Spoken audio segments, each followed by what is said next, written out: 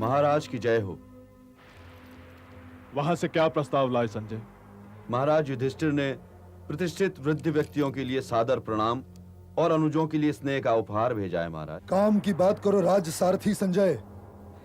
धैर्य से काम लो पुत्र दुर्योधन, धैर्य से काम लो। मेरे धैर्य का कोष रिक्त हो चुका है मामाश्री। अब मैं गदा से काम लेने की सोच रहा हूं। गदाएं उधर भी हैं पुत्र दुर्योधन। जानता हूं पितामह, किंतु यदि पांडवों ने 12 बरस के वनवास को स्वीकार नहीं किया तब तो गदाओं को टकराना ही पड़ेगा। पहले ये तो सुन लो युवराज कि पांडुपुत्र ने क्या संदेश भेजा है। आप बूढ़े लोग जिस युद्ध को टालना चाहते हैं कुलगुरु, वो टल नहीं सकता, क्योंकि मैं युद्ध को टलने नहीं दूंगा। ये पांडव केवल मेरी गदा और मेरे मित्र कर्ण के वाणु की भाषा समझते हैं। सुनाओ राज सारथी, उपप्लव्य से क्या समाचार लेके आए हो? हे महाराजा धीराज, मैंने आपका संदेश ज्येष्ठ कुंती पुत्र को दिया। वहां और कौन कौन था? पांडु परिवार के अतिरिक्त विराट नरेश थे, पंचाल नरेश द्रुपद थे, युवराज धृष्टद्युम्न थे और वासुदेव कृष्ण थे। युधिष्ठिर ने कहा क्या? पहले मैं वो बताता हूं महाराज जो कुंती पुत्र अर्जुन ने युवराज दुर्योधन के लिए कहलवाया था। युधिष्ठिर की आज्ञा लेकर या युधिष्ठिर की आज्ञा लिए बिना? ज्येष्ठ कुंती पुत्र ने उन्हें टोका तो नहीं था महाराज। तो फिर बताओ, अनुज पुत्र अर्जुन ने मेरे पुत्र के लिए क्या संदेश भेजा है? अर्जुन ने मुझसे कहा था महाराज की, हे संजय, उस असभ्य सूतपुत्र कर्ण के सामने दुर्योधन से कहना कि यदि उसने इंद्रप्रस्थ नहीं लौटाया तो अपने कपट, अपनी असभ्यता और अपने अहंकार के कारण वो रणभूमि में किसी सूखे हुए वृक्ष की भांति कटकर गिरा हुआ दिखाई देगा। इसलिए हे संजय, उस मूर्ख को समझाना कि शांति के मार्ग पर चलना सीखे। महादेव की सौगंध, जब मेरे वाणों की वर्षा होगी तो अग्नि बरसेगी और वो अग्नि कुरुसेना और सेनापतियों को यूं जलाकर भस्म कर देगी जैसे ग्रीष्म ऋतु सूखी हुई घास को जलाकर राख कर देती है। राज सारथी, तुम संदेश सुना रहे हो या ज्येष्ठ कुरुपुत्र दुर्योधन को डराने का प्रयत्न कर रहे हो? ज्येष्ठ कुरुपुत्र तो गंगापुत्र भीष्म है युवराज। जानता हूं कुलगुरु कि ज्येष्ठ कुरुपुत्र तो पितामह है। मैं क्षमा चाहता हूं, परंतु यह घोषणा भी करता हूं कि यदि पिताश्री ने किसी को मेरा उत्तर लेकर अर्जुन के पास नहीं भेजा तो मैं स्वयं उपप्लव्य जाकर उसके असभ्य जीभ खींच लूंगा और उसकी प्रतंचा बना लूंगा। धीरज पुत्र, धीरज। धीरज और धैर्य जैसे शब्द मेरे लिए नहीं बने हैं पिताश्री। वत्स दुर्योधन, मेरी बात ध्यान से सुनो। तुमने धर्म और अर्थ दोनों ही से अपना नाता तोड़ दिया है। तुम ही कुरुवंश की पतनशीलता का कारण हो पुत्र, तुम ही। और अब भी यदि तुमने अपनी आंखें नहीं खोली तो समझ लो पुत्र कि अपने महारथियों के शव देखना तुम्हारी नियति बन चुकी है। हे पुत्र दुर्योधन, तनिक सोचो तो, तुम केवल 3 व्यक्तियों की ही बातें सुनते हो। उनमें से पहला है गुरु परशुराम द्वारा शापित ये सूत पुत्र कर्ण, और दूसरा है ये गंधार नरेश कपटी शकुनी, और तीसरा तुम्हारा दुराचारी अनुज दुशासन। क्या इस भरी सभा में सबके सामने यूं मेरी निंदा करना आवश्यक था? आदरणीय पितामह, क्षत्रिय धर्म के पालन के अतिरिक्त और मैंने किया क्या है? मैंने यही शपथ ली है ना कि मैं अपने मित्र दुर्योधन के शत्रु पांडवों का वध करूंगा। और आप ही बताइए कि मैं ये शपथ नहीं लेता तो क्या करता?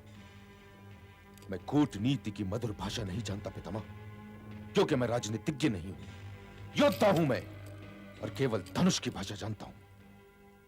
हे पितामह, एक बात आप ध्यान से सुन लीजिए। मेरी निष्ठा कुरुवंश के प्रति नहीं है, मेरी निष्ठा केवल महाराज और युवराज दुर्योधन के प्रति है। निष्ठा जैसे शुद्ध और पवित्र शब्द का यहां दुरुपयोग न करो अंगराज कर्ण। तुम तो जिस छतनार वृक्ष की छाया में बैठे हो उसी की जड़ें काट रहे हो, और अपनी इस अनिष्ठा को निष्ठा भी कहे जा रहे हो। ना भड़काओ अपने मित्र दुर्योधन को, ना भड़काओ। तुम हो ही क्या, और हम सब मिलकर भी अर्जुन का सामना नहीं कर सकते। उस विराट युद्ध में तुम भी थे और मैं भी था, और तुम्हारा ये मित्र दुर्योधन भी था, जो आज इस सभा में बैठकर ये डींगे मार रहा है कि वो अर्जुन की जीवा काटकर अपने धनुष की प्रत्यंचा बना लेगा। है?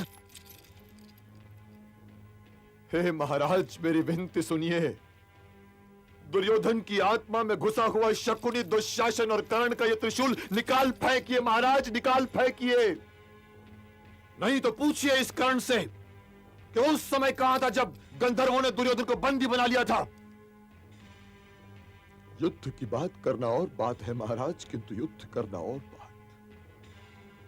यदि आप चाहते हैं कि आपके पुत्रों की आयु लंबी हो तो उन्हें उनका इंद्रप्रस्थ लौटा दीजिए महाराज। कभी नहीं पितामह, कभी नहीं।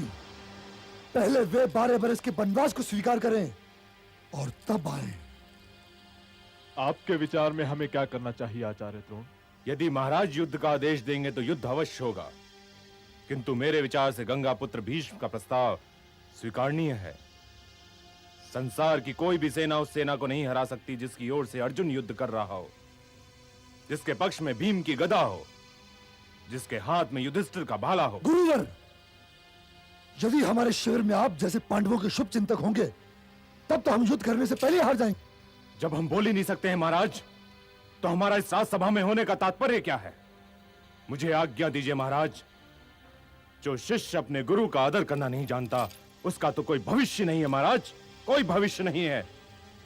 जब आप आदेश देंगे तो रणभूमि में अवश्य आ जाऊंगा और उस अर्जुन के विरुद्ध युद्ध करूंगा जो मेरा सबसे प्रिय शिष्य है।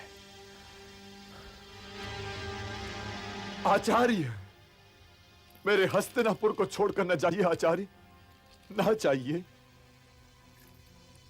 मैंने आपका विचार जान लिया है आचार्य। विराजिए।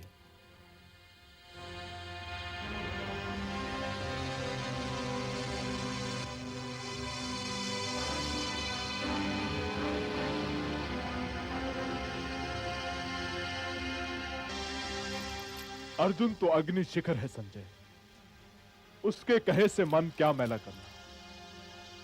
तुम ये बताओ कि स्वयं धर्मराज युधिष्ठिर ने क्या प्रस्ताव भेजा है? यूं भी द्यूत में वत्स अर्जुन नहीं हारा था, स्वयं युधिष्ठिर हारा था, तो उनकी ओर से निर्णय लेने का अधिकार भी केवल उसी को है। क्या वो भी युद्ध की तैयारी कर रहा है? यदि हां, तो यह भी बताओ क्या वहां कोई ऐसा भी था जो युद्ध के प्रस्ताव का विरोध कर रहा था?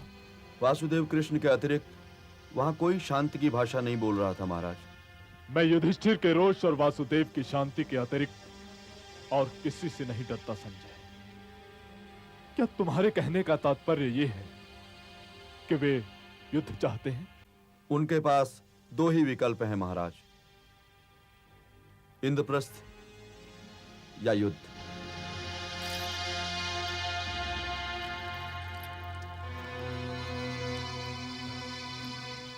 युद्ध में तो हमारी पराजय निश्चित है संजय।